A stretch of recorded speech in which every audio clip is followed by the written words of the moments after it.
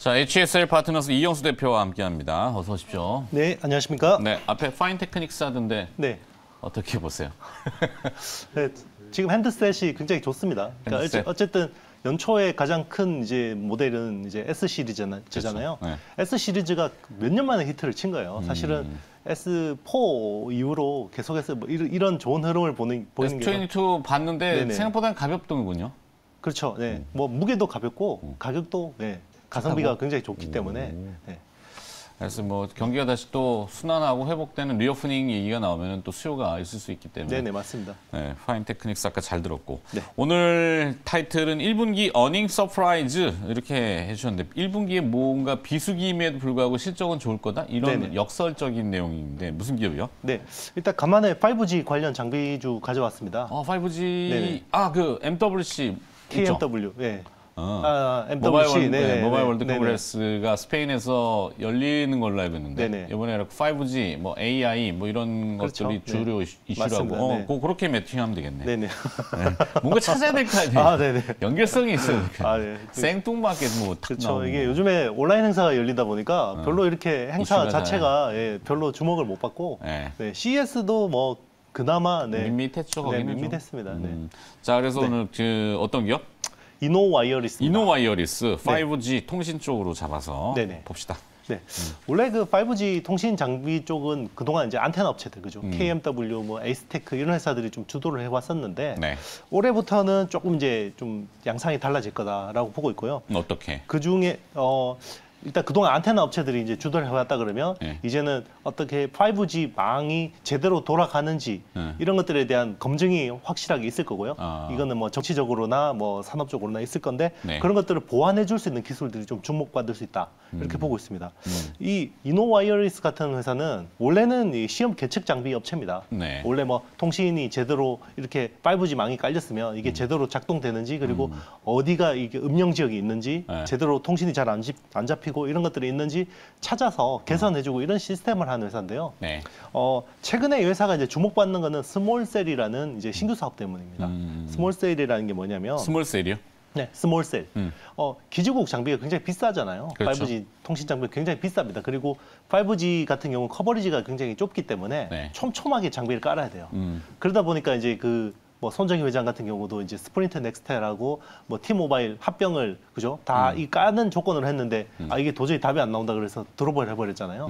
그만큼 이게 5G 장비가 비싸고 망을 제대로 깔려면 너무 비싸기 때문에 이런 것들을 보완해 줄 수 있는 장비가 스몰셀이라는 장비라고 보시면 되고요. 네. 기존에 이제 큰 기지국 장비들이 딱딱 깔려 있는데 그 사이에 비는 공간 이런 것들을 채워줄 수 있는 게 아주 소형 기지국 장비인 스몰셀이 이런 역할을 한다고 보면 되고 그리고 그동안에는 이제 어떤 5G 망 자체가 와이파이 존처럼 이렇게 크게 박아놨잖아요. 그런데 이제는 기업 인빌딩이라 그러죠. 빌딩 내에서 이게 작동이 돼야 되기 때문에 그렇죠. 네, 그럴 때는 또 큰 기지국 장비보다는 스몰셀이 훨씬 더 효과적이거든요. 그 5G의 가장 단점이라고 얘기하는 튕겨나가는 거. 맞습니다. 주파수들이 그렇죠. 건물을 맞고 튕겨나가고 그렇죠. 굴절이 되고 이러다 맞습니다. 보니까 좀 그래서 촘촘히 박아야 된다고 맞습니다. 하는 예. 건데 건물 안에가 문제겠네요. 인빌딩. 그렇죠. 예, 아무래도 벽 때문에 예. 그리고 이제 직진성이 강하고 또 잘 흡수됩니다. 그러니까요. 네, 그렇기 때문에 주파수가 좀 이제 촘촘하게 깔아야 되는 문제들이 있죠. 원래 인빌딩 그 기지국 안테나가 어디더라? 에이스테크 말고 RRH 말고 저기 생각이 네. 저도 잘 예. 왜 이럴까? 네. 자, 이노와이어리스의 주력 상품은 뭡니까? 네네. 방금 말씀드렸다시피 테스트 쪽, 계측 네네. 이런 쪽이 이제 매출의 50% 정도를 차지한다고 보시면 되고요. 네. 지금 이제 새로 부상하는 사업이 이제 스몰셀인데 이쪽이 한 15에서 20% 정도 비중으로 올라오고 있습니다. 네, 그리고 이제 중요한 게 지금 수주 잔고가 전부 스몰셀 쪽인데요. 나는 솔리드라고 얘기했어요. 네, 솔리드래요. 네. RRH, RRA, 뭔가 인빌딩 네네, 그렇죠. 기지국. 네네. 네. 그래서 이제 그런 쪽으로 지금 이제 많이 이제 스몰셀 쪽으로 큰 기대감을 모으고 있고 지금 누적 수주 잔고가 한 700억 정도 되는데 작년까지 받아놓은 게 이제 올해 한 이거 수주 2배 이상 받을 수 있다. 1,400억. 가능성? 네네. 그런 가능성이 있고 지금 그런 기대감 때문에 최근에 이제 좀 이렇게 좋게 보는 사람들이 많은 것 같습니다. 얘기들이 많이 나오는군요. 맞습니다. 그러면 누구한테 받아야지 스몰셀을? 일본? 네, 일단은 지금 수주가 그래도 의미 있게 나온 규모가 일본의 라쿠텐이라는 회사고요. 라쿠텐이 일단은 큰 규모로 이제 발주를 냈고 일본은 진짜 아직도 디지털화를 잘 안 하는 것 같아요. 그렇죠. 우리 매번 이 코비드 사태 터지면서 이슈가 됐던 게 일본의 그 도장 문화라는 네네, 거, 그다음에 맞습니다. 팩스 문화, 그렇죠. 그다음에 버스 교통을 타도 약간 그 현금 결제 같은 걸 하는 맞아요. 디지털화가 일본이라는 그 나름 선진국으로 얘기하는 국가인데 네네. 잘 안 되더라고. 그리고 그렇죠. 또 통신망도 의외로 맞아요. 네, 그런 부분들 좀 뒤떨어져 있는데 아무래도 고령화가 되다 보니까 이 연세가 드시면 잘 안 바꾸려고 하거든요. 자기들이 네. 이제 하던 대로 그러네요. 그런 것들이 좀 심각한 것 같습니다. 봉화 띄우고 막 이럽니다. 네, 맞습니다. 연날려고. 아, 죄송합니다. 자, 너무 나가신 것 같은데요. 네. 자, 일본 쪽 시장 네네. 진출 기반이 네네. 상당히 좀 가능성이 네네. 높다. 이게 네네. 매출에 큰 네, 도움이 그거는 되겠다. 이미 수주를 받았습니다. 라쿠텐 네. 쪽은 수주를 받았고, 그리고 이제 추가 수주가 나올 수 있는 것들이 이제 그 소프트뱅크 쪽도 있고, 국내 KT도 있고, 네. 그리고 뭐 이제 영국의 보다폰, 그리고 뭐 인도 뭐 이런 것 여러 쪽으로 이제 나오고 있는데요.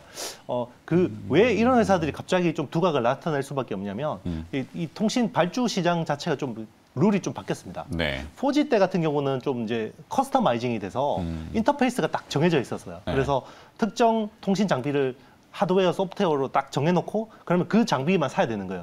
그런데 지금은 5G 같은 경우 오픈랜이라고 그럽니다. 네. 그 오랜이라고 그러는데 오랜 얼라이언스라고 해서 소프트웨어는 딱 그 소프트웨어하고 하드웨어를 분리해서 통신사가 좀 선택적으로 발주할 수 있게 표준화를 시켜버렸습니다.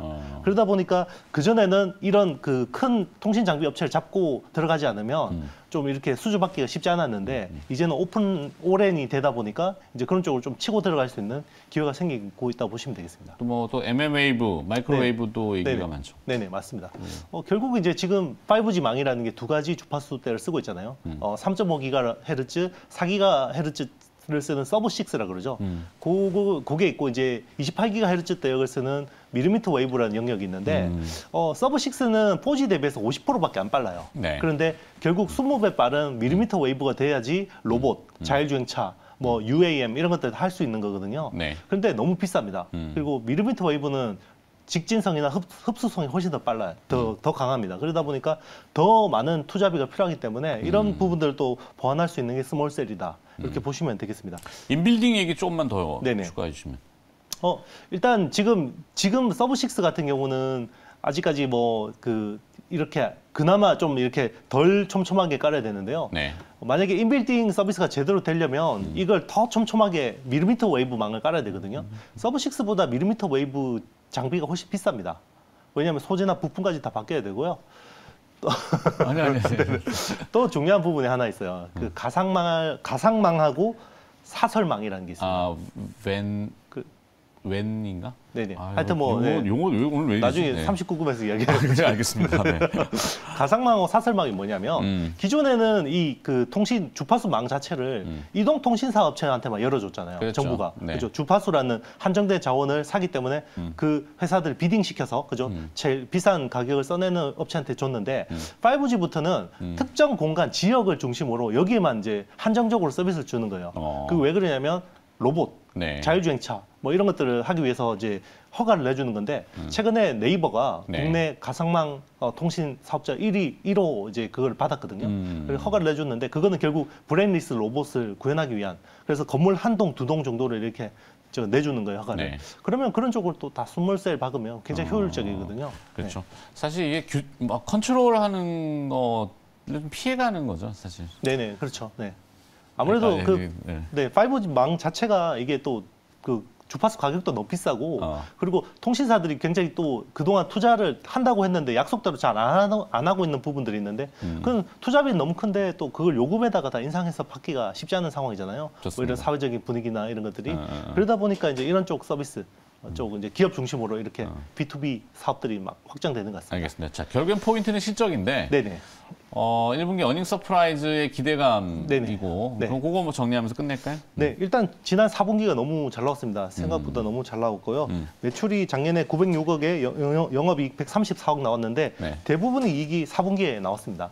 그런데 이제 올해 또 1분기가 원래 비수기거든요. 통신 장비 업체들은. 그런데 지금 스몰셀 쪽 수주 흐름이 너무 좋아서 네, 이 올해 1분기도 굉장히 잘 나올 거라고 기대하고 있습니다. 알겠습니다. 저 도표는 뭐 너무 복잡하니까 나중에 네. 참고용으로. 자, 오늘 이노와이어리스 얘기 들어봤고요. HSL 파트너스 이형수 대표가 수고해 주셨습니다. 고맙습니다. 네, 감사합니다.